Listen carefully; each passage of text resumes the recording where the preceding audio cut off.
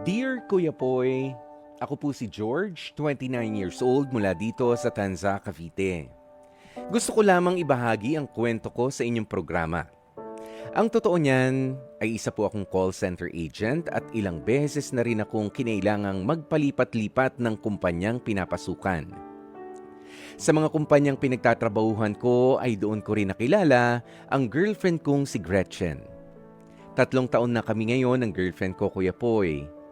Nung hindi pa kami magjowa ni Gretchen ay may 2 babae sa magkaibang team na laging nangihingi sa akin ng mga tips sa trabaho.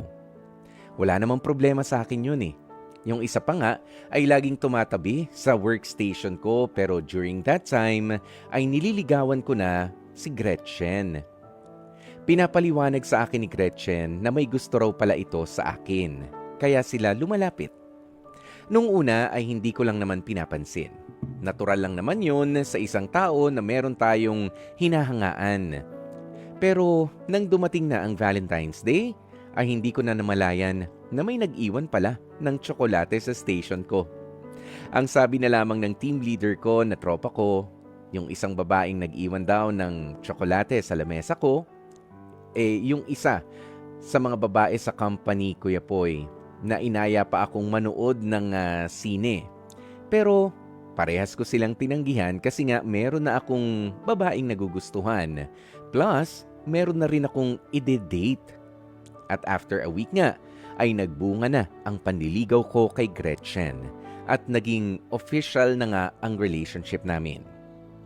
Pero kahit na kalat na sa kumpanyang pinapasukan ko na may girlfriend na nga ako, ay patuloy pa rin ang paglapit sa akin ng 2 babaeng katrabaho kong yun na nagpapakute. Kaya naman, hindi rin maiwasan na magselo sa akin ang jowa ko. Kaya naman nagdesisyon akong mag-resign na lamang sa kumpanyang pinapasukan ko.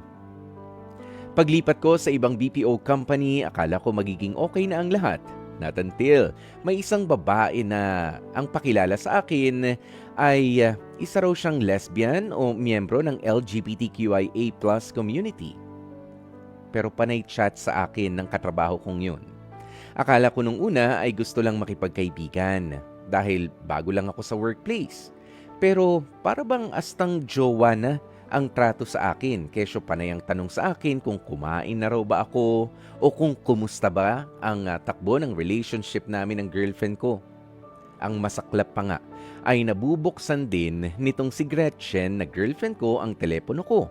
Kaya nakikita niya ang mga nagme-message sa akin.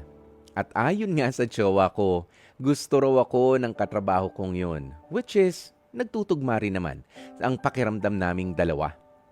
Pero ang masaklap nga lang, may jowa rin pala yung panay message sa akin online na nagpakilala pang lesbian kuno. Kaya ang ending para wala ng issue, after 6 months sa kumpanyang yun, ay nag-resign na naman ako. Sa paglipat ko sa ikatlong kumpanya, akala ko ay makakamit ko na ang peace of mind.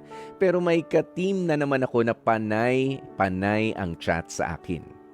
Kaparehas sa mga dati kong naging katrabaho sa BPO company, kesyo panay tanong kung nasa worksite na ba ako, kung saan daw ang workstation ko at marami pang iba na wala ng kaugnayan sa trabaho.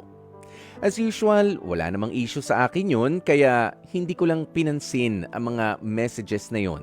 Pero dahil nga may access si Gretchen sa social media accounts ko, ay nababasa niya ito nang hindi ko namamalayan. Ang ending, nagseselos na naman ang girlfriend ko. Kaya para makaiwas sa misunderstanding, ay nagdesisyon na naman ako na mag-resign at maghanap ng ibang trabaho.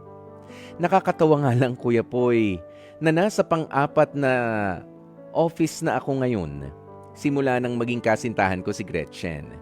And this time, kampante na ang girlfriend ko dahil naka-work from home na ako. And at the same time, puro lalaki rin naman ang mga ka-team ko sa trabaho. Plus, hatid sundo ko rin si Gretchen sa pinapasukan niya. Pero ang tanong ko lang, ganoon ba talaga ang mga babae? Mabilis sila makaramdam kung may ibang nagkakagusto sa kanilang mga jowa? At isa pa, tama lang po ba ang ginawa ko na para makaiwas ay nagre-resign na lang? Hanggang dito na lamang ang storyang ibabahagi ko sa inyong programang Heart to Heart sa True FM. Sana po ay marami pang matulungan ang inyong pagpapayo. Lubos na gumagalang, George. Dear Kuya Poy, Alam mo George, wala naman akong problema no doon sa naging choice mo. Unahin na natin sagutin yon kung tama ba yung decision mo na nag-resign ka sa trabaho para mapagustuhan at matigil na ang pagsiselos at pagdududa nitong si girlfriend mong si Gretchen. Nga lang, hindi ko yan ipe-prescribe para doon sa iba na pinagseselosan ng kanilang mga jowa dahil hindi lahat ay madali lang bitiwan ang trabaho at makahanap ng iba mapapasukan.